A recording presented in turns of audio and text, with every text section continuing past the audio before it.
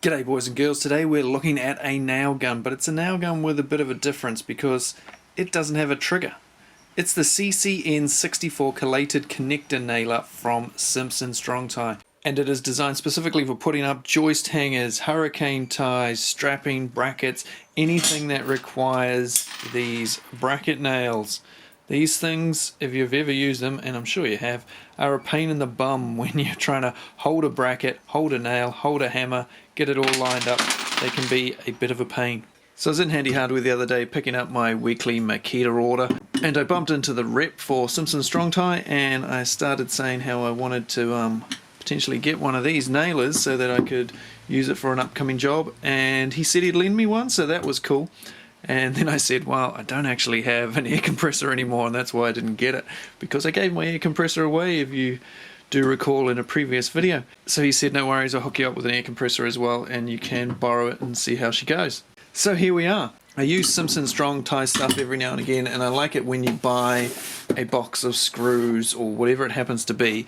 They're in a good box, clearly marked, which is good, but they also always come with a driver bit or a drill bit or whatever you need to use the product is in the box, which is super handy because sometimes you buy screws, you take them home, you open them up and you go, oh shit, is that a Torx 40? Oh damn, I thought it was a Torx 30, and you're hunting around trying to find a bit and you may not be able to find one. You've got to whip out to the hardware store and grab one. So it's nice that they include them in the box. They even include, see, when you get something like these are concrete screws, and comes with the drill bit, which I think is just awesome. So yeah, you never have to worry about finding the right size bit. It's always with the stuff, and I try and put them back in the box so that the next time I use them, and these ones come with a straight after saying that, look at that, it's not, oh there it is. So they come with the jig you need to use the tool as well as the driver bit. So that is super handy, and as long as you put them back in the box each time, you always know you've got the right bit for the screws. And if I decant them into something else, I always try nowadays to chuck the bit in with them. And then I've got backup bits, of course, in case that doesn't end up back in there, like often it does not. Now, the gun is a pneumatic gun. You will need an air compressor, and this gun is designed specifically to nail up metal connectors. So instead of using loose nails like this, the nails come in strips like so. There's 22 nails on a strip, so that will do you 4 of the Simpson connectors. So you need to put one of these in each corner there like that. 4 of those per bracket, so one of those will do you 5. But these brackets also require some longer nails. This is what I wanted to try out because I've never used these joist hangers before. So these ones also need 65mm nails. These are 38mm. But you need ones that are twice as long, so the nails get fired in on a 45-degree angle, so they not only go through your joist, but they also go through into the face of the board holding up your joist. And those longer nails also come in strips of 22. And you need 4 of them, so once again it will do you 5 hangers. With a normal framing nailer, they would all slide in at the top, doesn't matter what length they are, you pull the trigger and it hammers it in. This nail gun's a little bit different. First of all, this nailer needs to be set to the depth of nail. So first up, you move this pin into the middle, slide the tool down. Once you've got it fully depressed, you then decide whether you want the 65mm or 2.5 inch or the 1.5 inch or 38mm. So if we're going to go for the long ones, we put that pin down the bottom, and then the tool will come up and we can slide our nails in at the top line, which I'll show you in just a moment. If we want to use the nailer for short nails, chuck it up to the top, and you'll notice this tool does not go back up as far as it did before. It's now ready for the second rung. So the larger 65mm nails go in on the top, like so, and the shorter nails go in further down.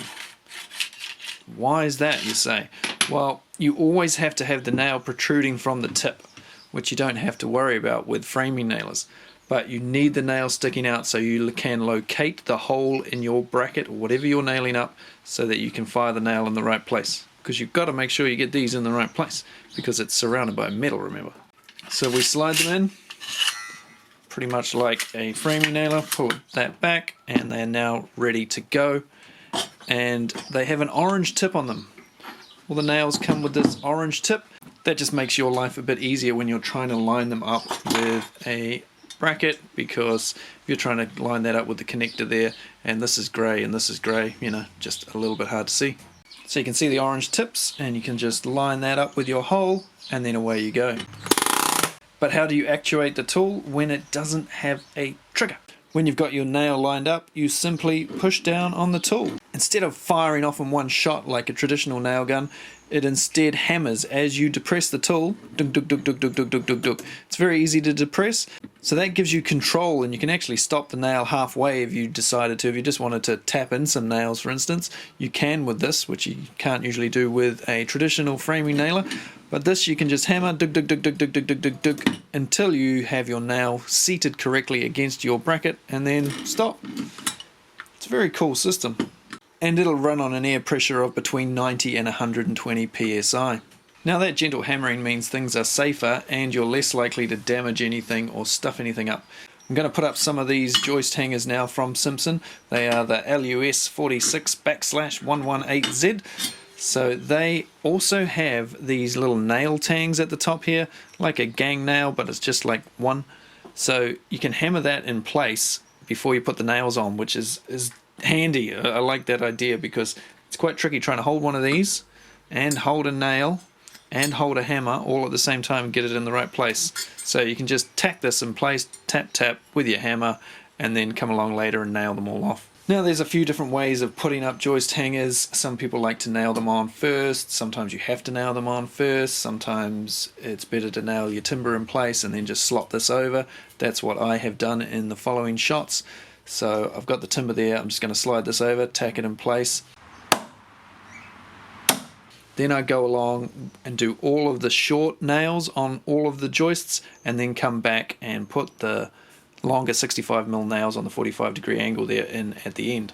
As well as nailing these brackets off, you can screw them as well. You can get the 38mm and the 65mm, and of course, like I said, they come with the driver bits. The shorter ones come with a longer driver bit, which is nice because that helps, you know, when you've got to get into tight spaces and stuff, and when you're close up against a joist, you can get it in on a bit of an angle with a longer bit. And with the longer 65mm screws, they give you the shorter bit because you don't need the long one because you're going in on that 45-degree angle.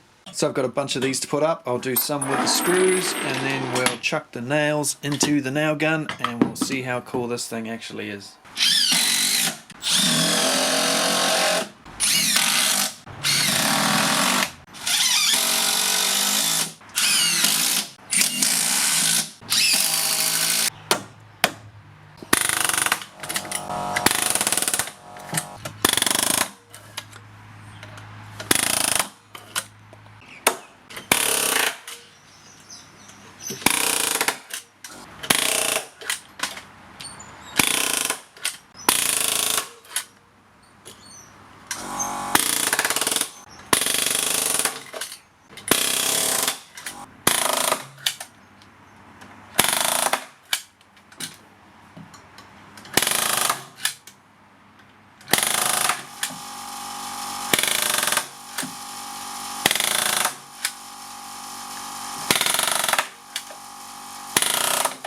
My hurricane ties have finally arrived, so I can show you how those work.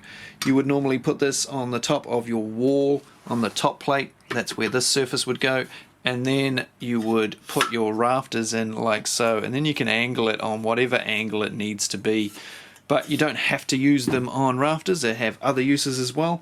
These come in galvanized grades as well as stainless, just like the joist hangers. And as well as these coming in stainless, of course, you know, the nails and the screws come in stainless as well. Make sure you get the right ones for whatever application you're doing, and don't worry about what I'm doing in the video. I'm just showing you how the nail gun works and what these are. Don't worry about whether it's the right regulation for your part of the world. Everywhere is different. And yeah, this is a YouTube demonstration video. Don't get hung up on the things that don't concern you. So let's go chuck a few of these on. Like I say, I'm not putting them on rafters today because I haven't got any rafters ready to go. So I'm going to put them on floor joists. That is just a lot easier for filming.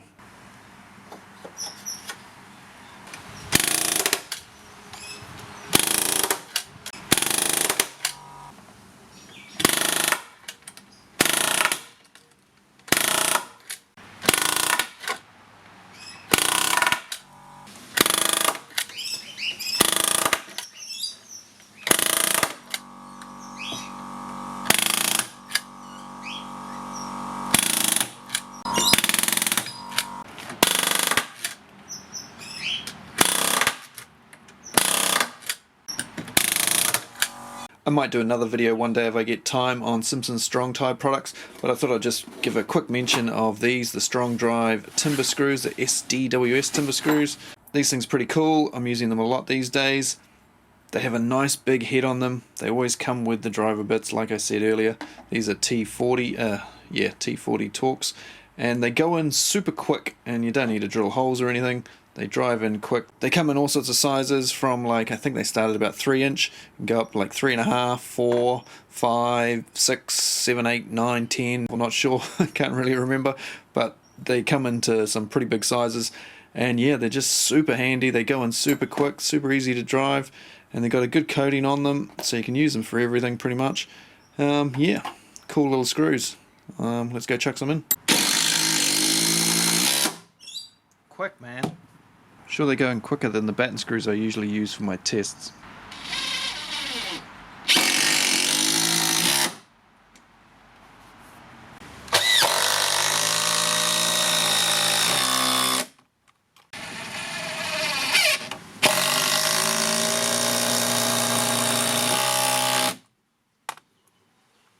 So on the ends of these joists I've been chucking in the 5" SDWS screws there, and on the other side I've also been chucking on joist hangers, so they're good and solid.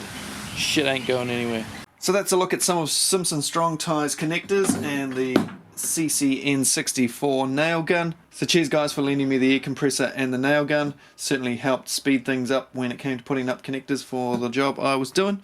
If you're interested in any of the Strong-Tie products, take a look down in the description. I'll put a link to the websites wherever they are around the world, different ones, and I'll put a link to where you can get some here in New Zealand and maybe in other parts of the world.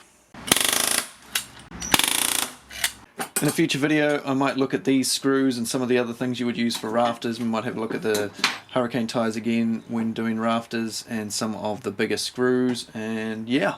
So cheers for watching guys, like, subscribe, all that stuff if you want to see more, and I'll see you on another one in a few days time. Cheers guys.